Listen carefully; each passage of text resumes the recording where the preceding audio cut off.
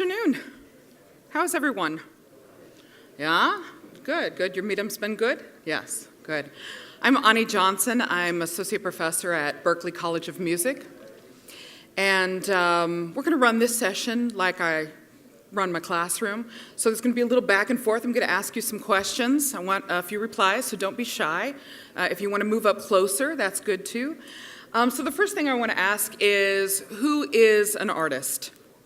Who are my artists? Okay, good, go few. And who are the publishers?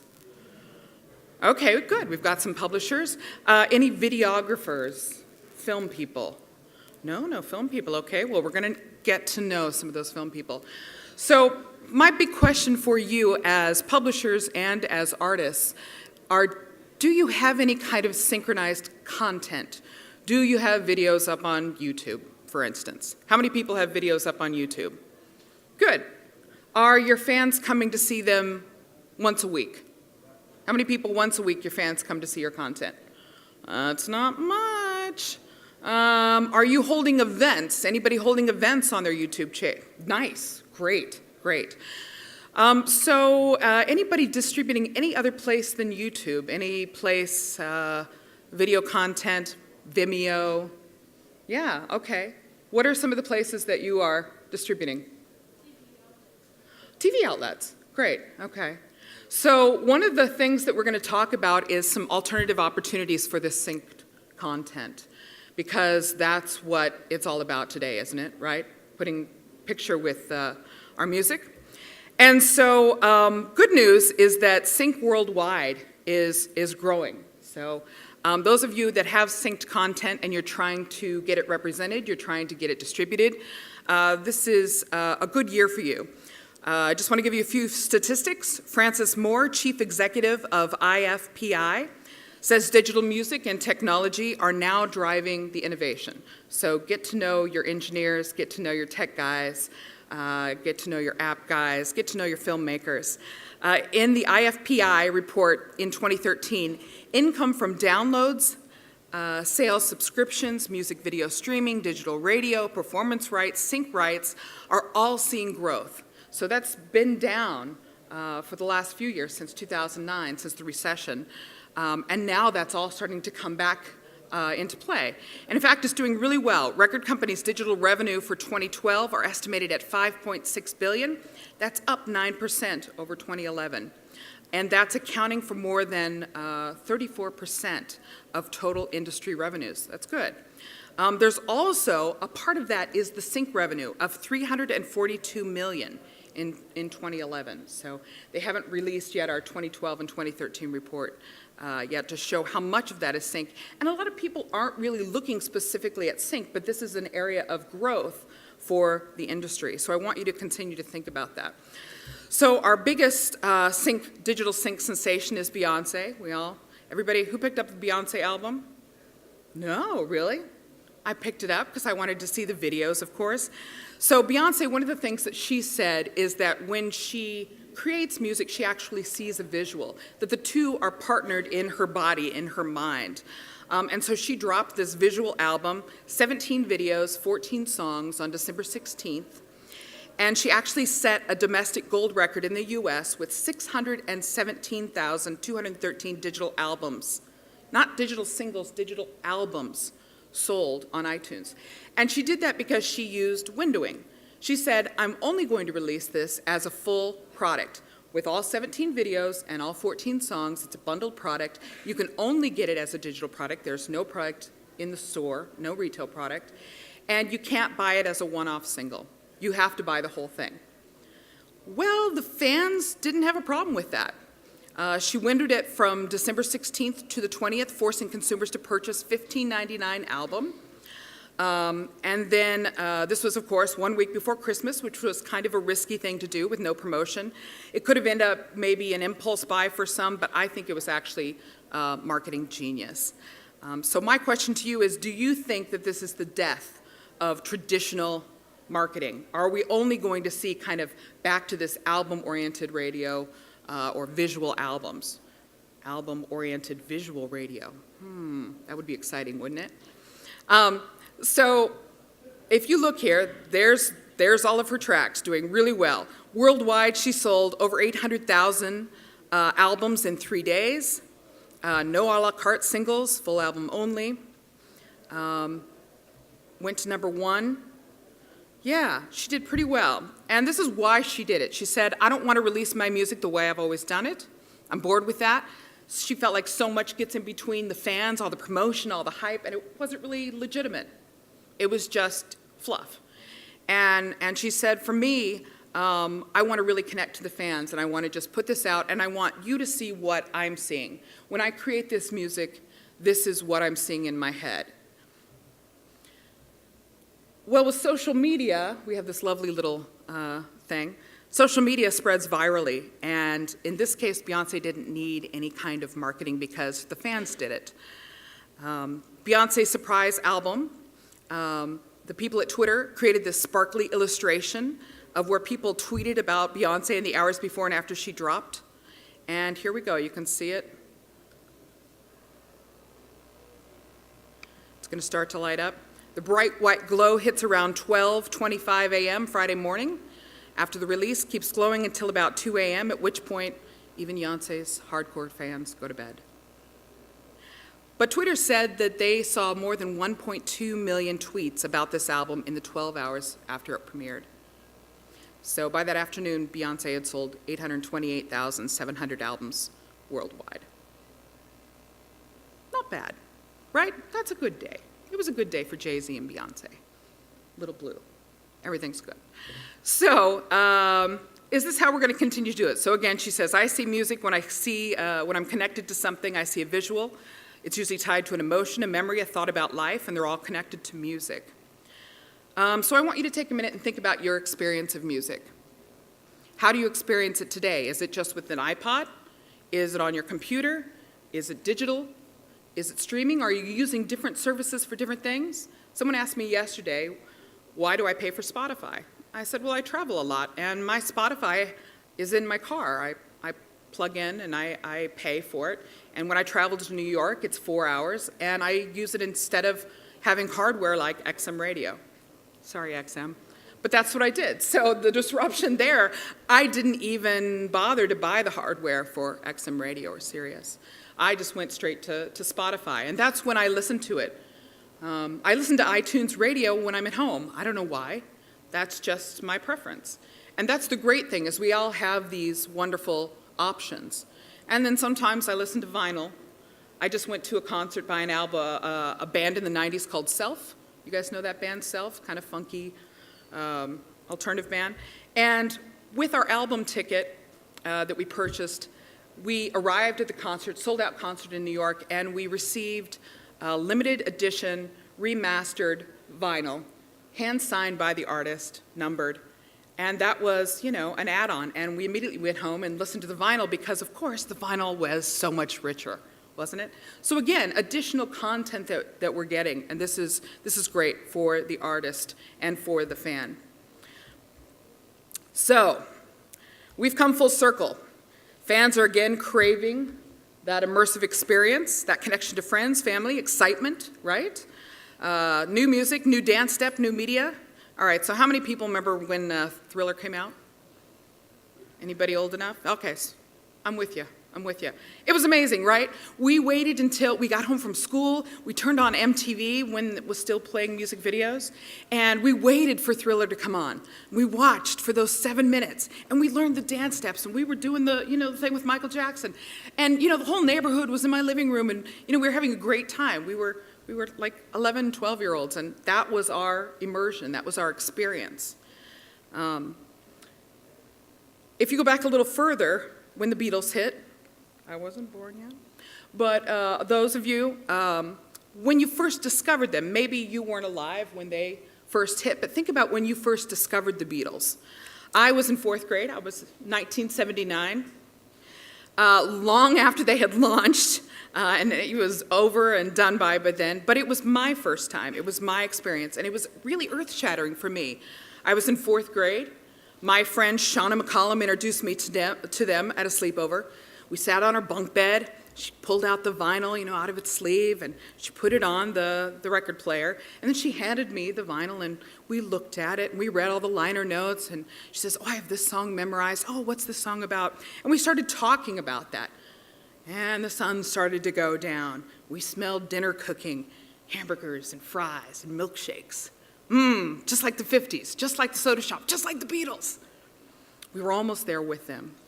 We flipped the record over, we stacked several more, and we were quiet. We listened to the lyrics, hearing them tell us a story. Do you want to know a secret? Ooh, ah, ooh. Right? Do you promise not to tell? Ooh, ah, ooh. We said, okay, great, yeah. Closer. We leaned in. What? What are they going to say next? It was exciting. It was really exciting. We listened to Eleanor Rigby, Fool on the Hill, the Revolver album, we listened to everything. She had everything. She was an audiophile of the Beatles at 10. We wanted to know, where were they living? What were they doing? What were they thinking? What were their streets that they were riding on? They were cobblestones. They drive on the wrong side, of the road. We tried to imagine them. We tried to imagine what these stories were about. We had to be called to dinner several times. And when do 10-year-olds do that today? But it's coming back to that.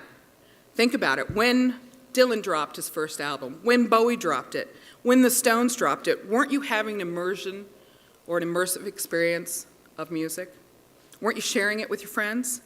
Well, I'm here to tell you that the pendulum is swinging back. Yeah. That's what fans want today. They want to be immersed in you, the artist, and the culture that the label or the brand brings to that music. So this is what it used to look like.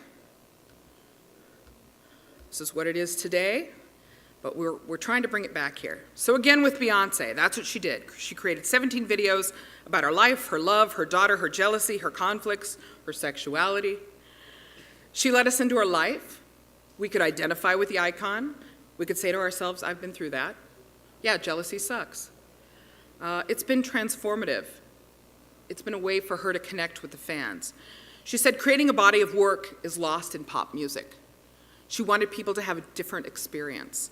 And whether that actually was accomplished or not, that's probably something we can argue. And they probably could have done some other things that led up to the release of that to allow the fans to be a part of that process. But she wanted to show you a movie experience, to have you see what she sees. There's a great article about Seth Godin. He says, marketing is finding out the best way to touch people and to touch them in a way that resonates well enough for them to tell their friends.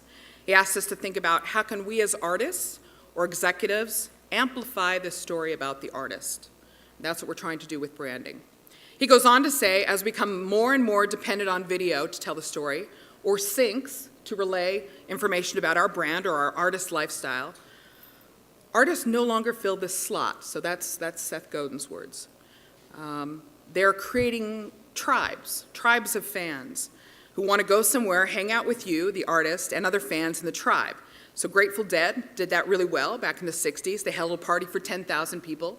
And they said, fine, the music's free, you can get a bootleg, no problem. But if you want to be a participant in our tribe, in our community, you have to buy a ticket to our show. That's where the community could only exist, was in that experience. There it is.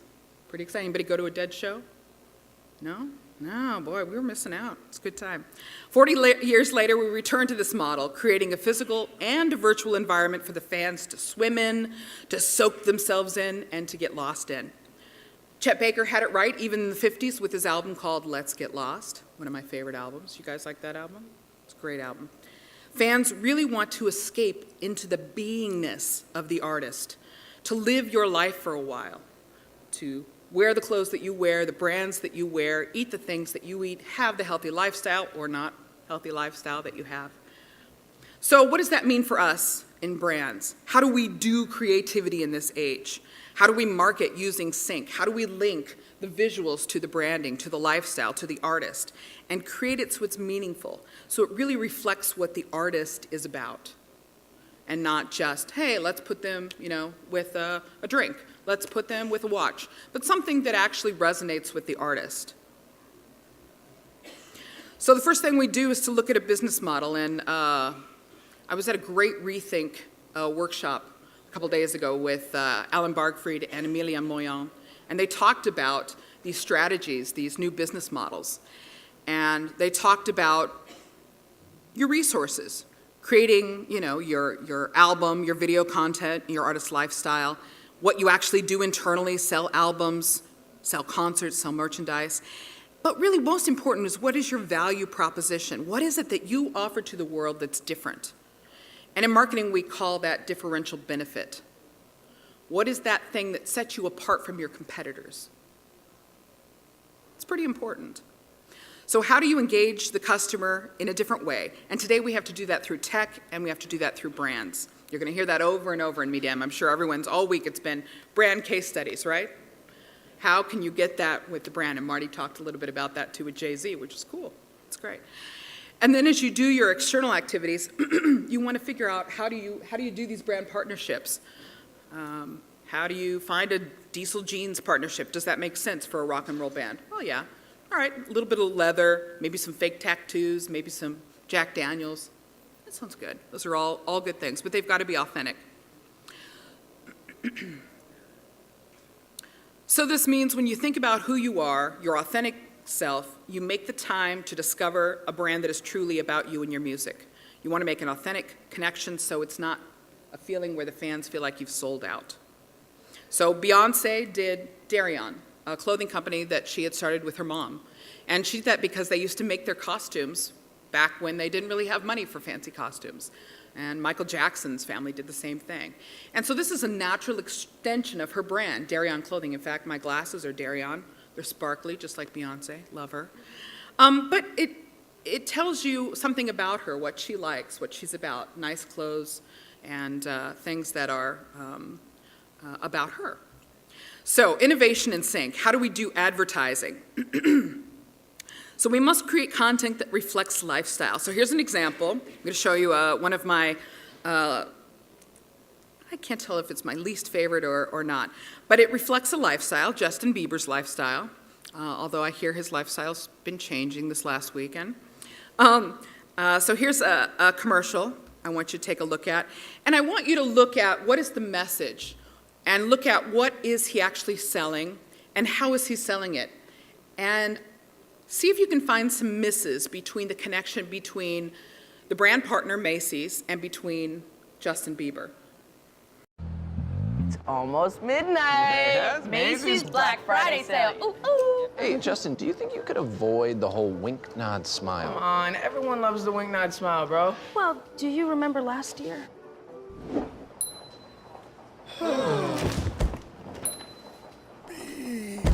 It was kind of problematic. I just have something in my eye here. Oh, dear.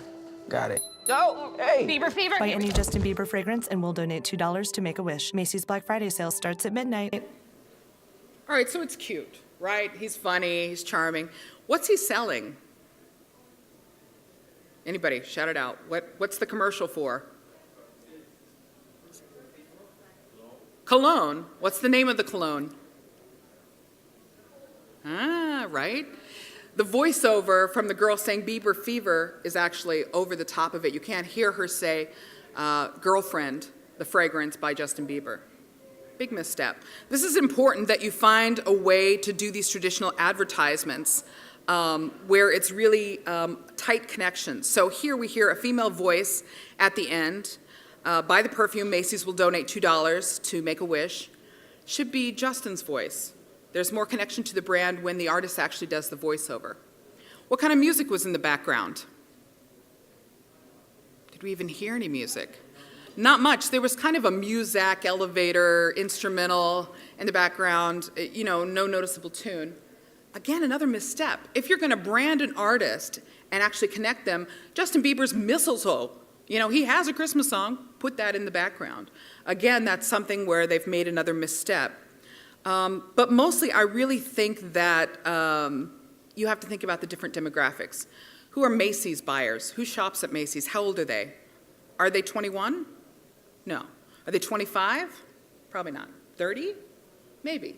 Yeah, maybe they're moms, young moms, 30 to to 40, maybe 45. So my question really is how is this really expanding their demographic? Yeah, they get some cool factor from Justin. Oh, they have Justin Bieber, he's so cute, he's funny. But really, how is that really expanding their market? It's not. Is it getting those women to come to Macy's to buy Girlfriend? No. Girlfriend is for the daughters, the 14-year-old daughter. So maybe they're buying it for a Christmas present, Hanukkah present. But it's not really going to expand the sales at Macy's. And for Justin's fans, I mean, it's cute, but they're probably going to go, oh my gosh, I would shop at H&M. I'm not going to go to Macy's. They're not going to go to Macy's to buy the perfume, even if they have allowance to buy it. So for me, this is a misstep that these aren't really going together, even though it's, not really an offensive commercial. It's just not really expanding either demographic. So let's look at the next commercial. This is Queen Bee and Pepsi. And let's see what she does right.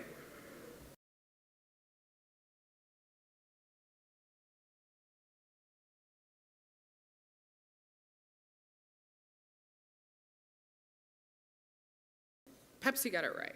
I think they did a great job on that. Whether you like Pepsi or whether you like Beyonce, she's featured in the video doing the thing that she's famous for, which is dancing and singing. It's her song, Grown Woman, off her last album. It's reminding us of her earlier music that she has earlier cataloged from Destiny's Child and other albums, so that's a win. And she's featured using the brand, drinking the Pepsi, and then she does the voiceover, so she has that connection. So this was released in April of last year. Commercial's part of Pepsi's celebrity-infused Live for Now global ad campaign. And she became the face of Pepsi, inking a $50 million brand ambassador deal in 2012. So obviously, they have her on for a long-time partnership. She's actually been involved with Pepsi for more than 10 years. So even the simple things like doing brand advertisements, you want to make sure that they are connecting. All right, so let's move on to how do we do tech in sync. So we have advertising figured out. We want to make the right tech decisions. One of my favorite programs is Sync Tank. Anybody using Sync Tank? I'm not a representative of Sync Tank. I just love their software. Yeah, it's great. So help me out if I miss something. You can tell us your experience. Sync Tank allows you to drag and drop your catalog. So you as a publisher put your catalog up there. Into any kind of commercial beds that your licensing partners are looking for music. So the licensing people, the brand people would put up their own commercials, just an empty video bed, and then you can drag and drop your music into it to sync things very quickly. And it just starts it at the beginning, but it gives you an idea, does this work? Does this music go with this visual? It's a very fast way to do that. And then you can send it and have people look at it very easily. So let me move you to the next one. So this is a catalog page for Ghostly Music, a publisher. They make their catalog available for syncs, and ad partner places a video file in their Dropbox and then requests people to submit syncs, and then that's where you can put your music in and check it out. And Sync Tank syncs them together so you have a fast and easy submittal actually on the site. And then what's generated is this email. And it says, what do you think of this? And so you can send that to other executives in your team to say, this is what I was thinking. I'm the music supervisor for our publishing company. I'm the agent. And this is what I came up with today. What do you think? And so you can send this email not only to the brand partners, but to your own teams. And then this is what it looks like. And you can click on the email and go to the sync stage. So on their page, this is the stage that you're brought to. And it has the commercial, in this case, an iTunes commercial, and the music embedded. So in this case, it's Toro y Moi, Left Alone at Night. And I'll play that for you, and you can see how it goes.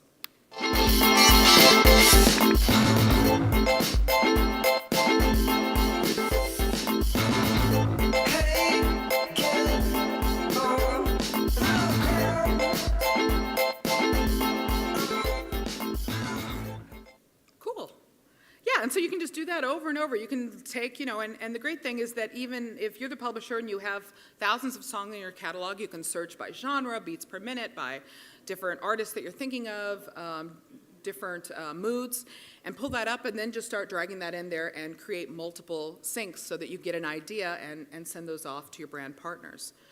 I think it's a great tool.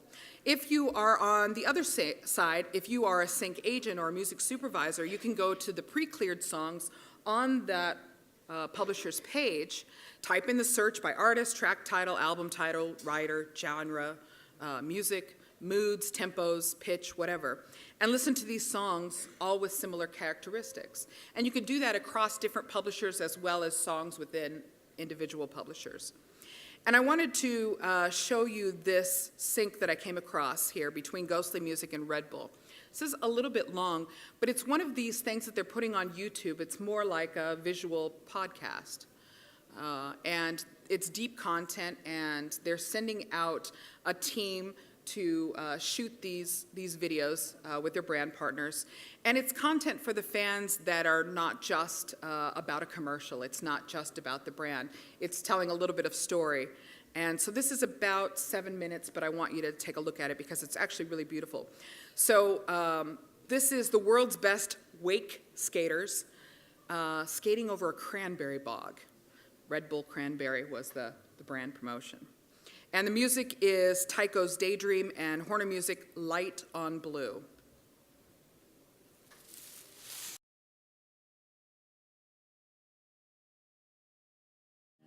So this is the kind of content that you want to think about putting up on your YouTube, something that's going to bring the fans back, and it's not just a commercial, it's not just a music video, but it's a story. And this is a great story between Red Bull and between the music and also maybe the cranberry bog, if they put a little more in there. But that's kind of what we're talking about is finding these kinds of opportunities to keep fans coming back for more. One of the things I want to talk to you about along with that is metadata. So we all know how to use the iTunes I command, right? Command I, and you can put your publisher information, you can put your email address, any kind of contact information.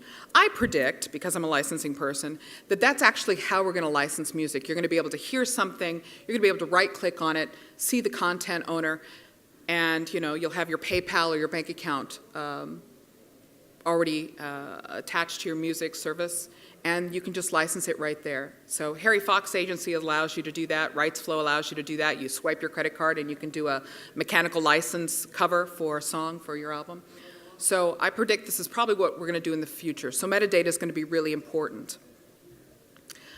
The other things you can do is establish a partner account with YouTube. A lot of people have done that, enabling pre-roll video on any of your content. But along with that, you really want to think about strategies. So captivating your audience, putting up content like we just saw that's going to bring them back.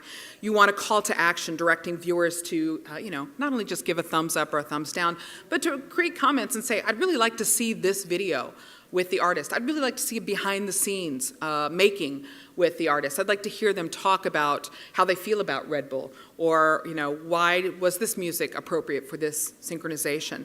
Anything that's going to engage the fans or take their viewpoints, because of course they want to engage with you. Regular scheduling, I think, is the most important thing that most people are missing out at. So Ian Rogers had a great article a couple of years ago where he talked about providing content, but not just all the time, saying, come now, hear my video, and you don't want to spam your fans, but saying Monday is the day I drop new behind-the-scenes video. 5 o'clock, Monday afternoon, you get off of work, come see my video, check it out. Maybe I'm playing an acoustic show from a different location, and you've set up a Ustream or you've set up a Stage It, and you do that maybe once a month, or anything that the fans can rely on and keep coming back. That's what you want to do. You want to become like a television programmer. You want to program your YouTube channel. It can be around tentpole events like back to school or spring break or Halloween or whatever, but it should be something that is important to you as the artist. And then again, taking fan comments on what they'd like to see, and of course looking at the analytics. Finding out where your fans are so that you can actually set up shows in those cities and you can actually provide content regionally based on the interests of those fans. Oops. So social media is another big part. I just discovered Bitly, and this is kind of interesting because it's a social media tool. It allows you to basically take links to different areas of your content, whether you have a video someplace or fan content. It's nice and loud. music. Thanks.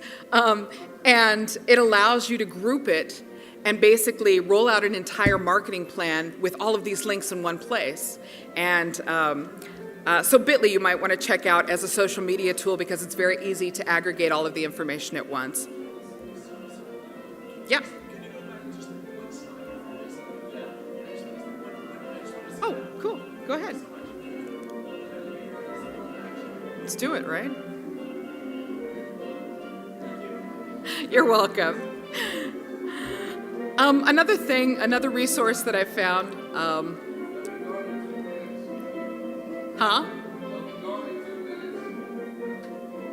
All right, cool. It's perfect. One of my favorite ways to expand my sync opportunities is through production music libraries. So APM is a really diverse library, and they actually do all the bumper music for NFL. So who watched the Super Bowl last night? Anybody?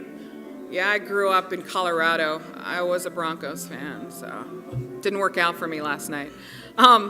Actually, I was in bed. Anyway, it's a diverse library. It has 400,000 tracks produced by the most respected, admired catalogs like Sonoton, West One Music Group, and they use top session players, indie trendsetters who create original music. And this is kind of different from the production music libraries of the past. It's actually really quality content, and people are using it for reality TV shows, for film, for commercials, bumper music in and out of shows.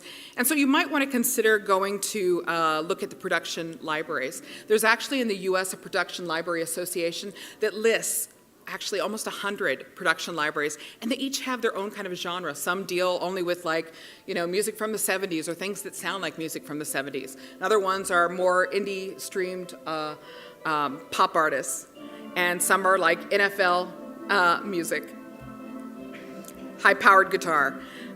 So if we go on, the thing that I've just discovered too is to get in contact with the web distributors like Netflix. So think about shifting your focus from terrestrial television to the new web distributors. Netflix is in the US, is creating original content. Who's seen House of Cards? Orange is the New Black, right? Did you binge watch it like I did for 3 hours and then 3 days? Yeah. So Lacey Rose of Hollywood Reporter says, in 2 years, Netflix has moved from kind of this repository of old TV shows and movies to one of the most attractive buyers of original programming. So House of Cards, before they launched that was kind of their foray into this original programming arena. They said they wouldn't provide any kind of viewership numbers. However, Hollywood Reporter published an interview with the Netflix content boss, Ted Sarandos, and he's compared House of Cards to AMC's Walking Dead, saying that the viewership was similar. Well, if that's true, that means House of Cards, Walking Dead has 12.5 million viewers for its season finale, so that's a quite considerable audience. So if you're looking to get into distributing your music and connecting with these web distributors, you might want to consider someone like Netflix. And you say, well, how do I get in touch with them?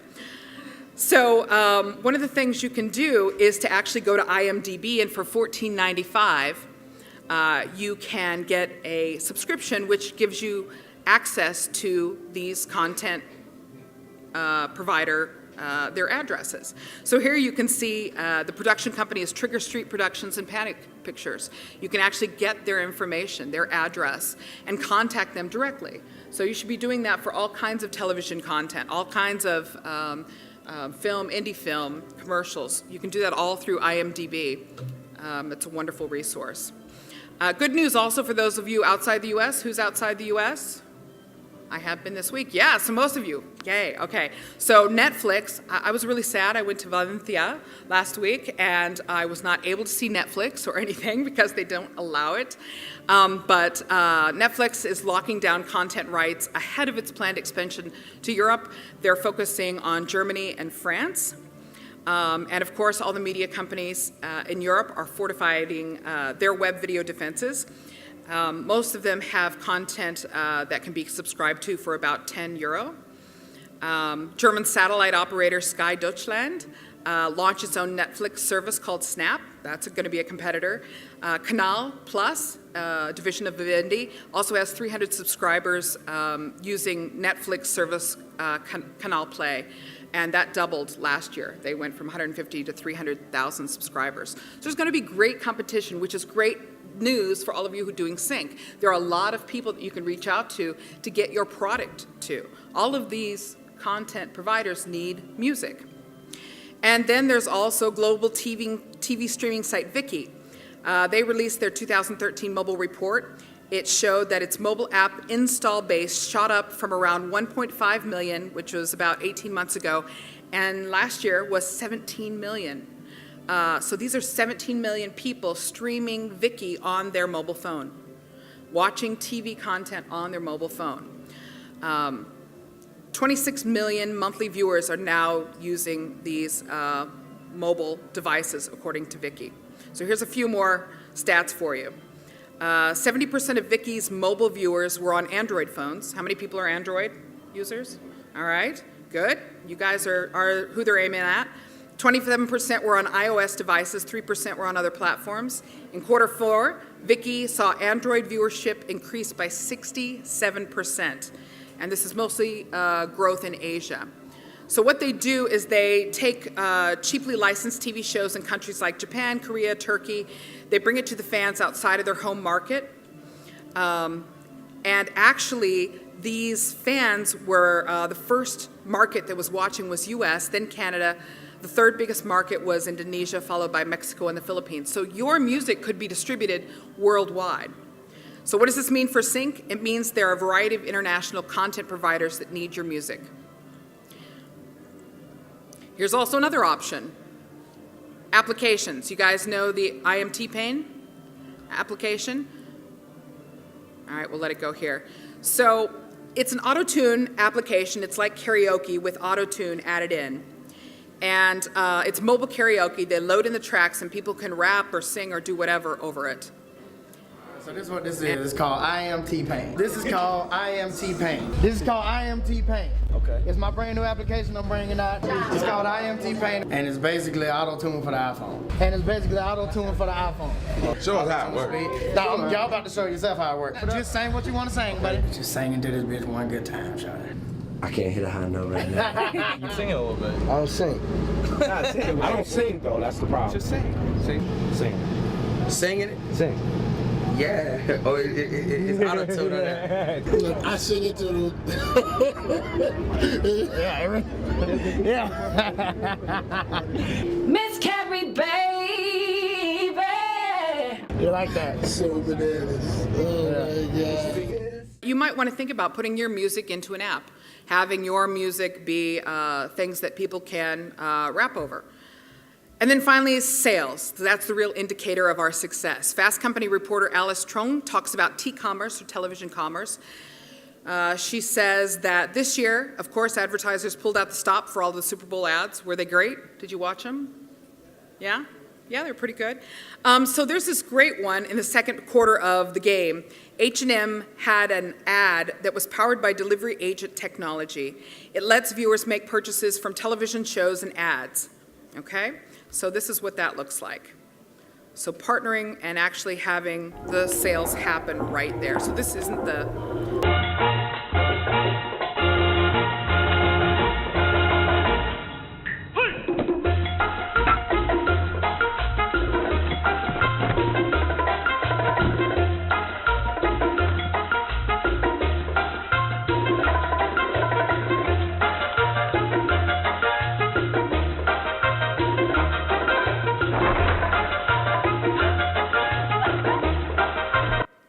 Pretty fun.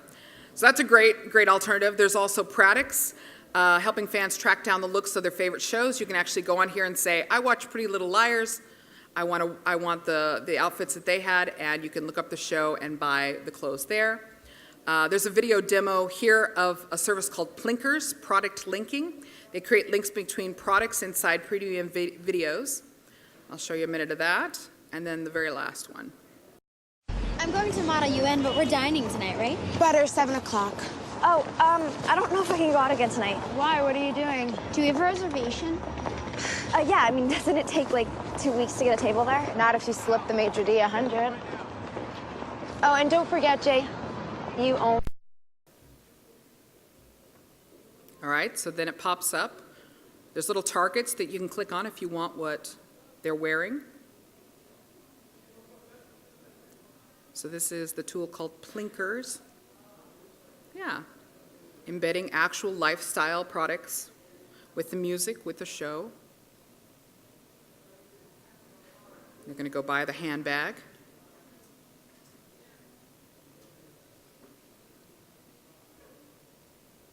So producers and video platform partners get revenues from the traffic driven to these e-tailers, and then Plinkers, the company, manages the sales and the tags of that. Finally, it all comes together. You can connect your lifestyle brand directly to your music, allow your fans to see products that you would wear while they're immersed in the music. So this is an online clothing retailer called Sense, S-S-E-N-S-E. Debuted the first music video a year and a half ago, where you can make purchases in the video. This is featuring Australian rapper Iggy Azalea, along with hip-hop duo FKI and nominated producer Diplo. So watch what happens here.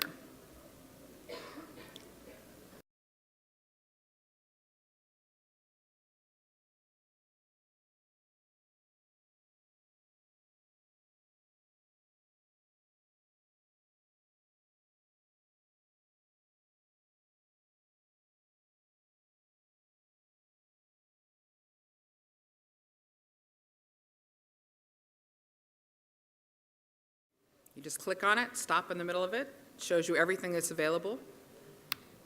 You click on the sunglasses because those are the got-to-have item. And this one happens to be sold out, but you can click on it and make the purchase directly from the music video. Yeah, so this is actually using a technology called WireWax. It enables actually the users who are watching the video to tag within the video, as well as the content provider and the brand to put tags in there as well. But people are watching the video. If you're the fan, you can tag things and say, I wish there was this, or you can tag it and then send it on to Facebook and say, hey, take a look at this.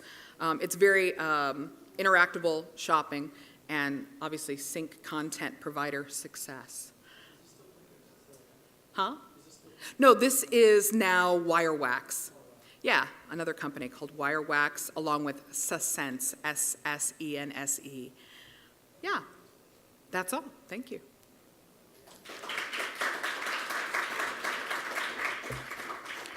Any questions? I don't know if you have any questions or not. It's okay if you don't. Yes?